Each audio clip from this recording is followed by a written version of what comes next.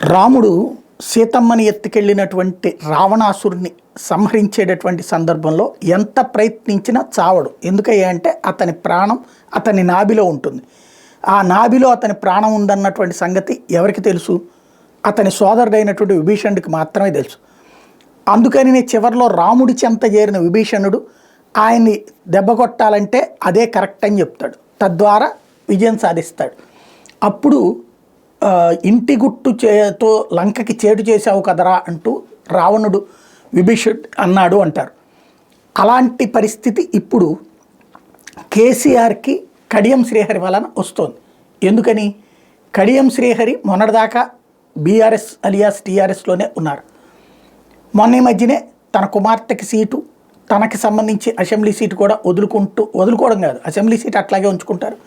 ఇటు పక్కన కుమార్తెని తీసుకొచ్చుకుని seat గురించని party మారారు, కాంగ్రెస్ పార్టీలో చేరారు.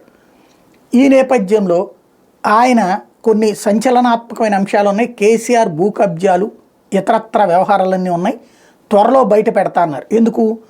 ఆయన బయటకు వచ్చినప్పటి నుంచి బీఆర్ఎస్ టార్గెట్ చేస్తుంది. ఎమ్మెల్యేగా ఉండి వాస్తవంగా అనేక మంది కాంగ్రెస్లో కానీ టీడీపీలో కానీ సిపిఐ సిపిఎంల ఎమ్మెల్యేలను కూడా లాక్కున్నటువంటి బీఆర్ఎస్ ఇప్పుడు తమ పార్టీ వాళ్ళ ఎమ్మెల్యేలు బయటికి వెళ్తే మాత్రం వెంటాడి వేటాడుతుంది. ఆ నేపథ్యంలో సీరియస్ వార్నింగ్ ఇచ్చారు కడియం శ్రీహరి.